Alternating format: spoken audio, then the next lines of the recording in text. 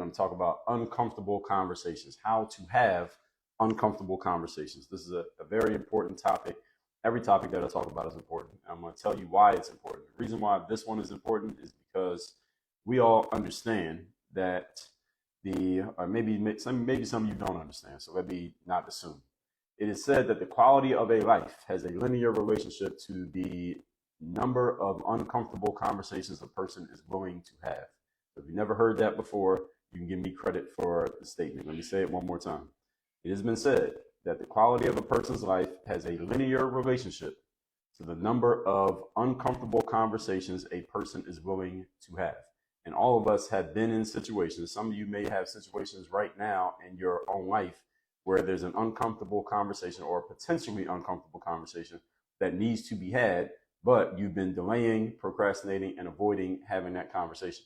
Or there may be people who need to have potentially uncomfortable conversations with you, and they have been putting off having that conversation because they don't want to deal with the possible uncomfortable emotions that go along with having that conversation.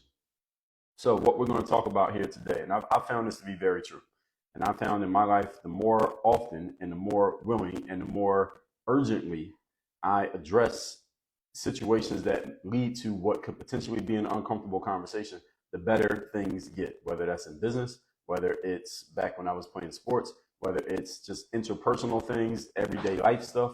The more willing you are to engage in uncomfortable conversations, the better your life becomes. And the more uncomfortable conversations that you continue to put off, delay, and avoid, or talk around, maybe you have a conversation, but you don't really address the elephant in the room, so to speak, the lower the value of, not the value, the lower of the quality of your life, simply because you're not willing to address things that need to be addressed. So that's what we're going to talk about here today. And the people I know who are most successful are those who are willing to have these, again, potentially uncomfortable engagements.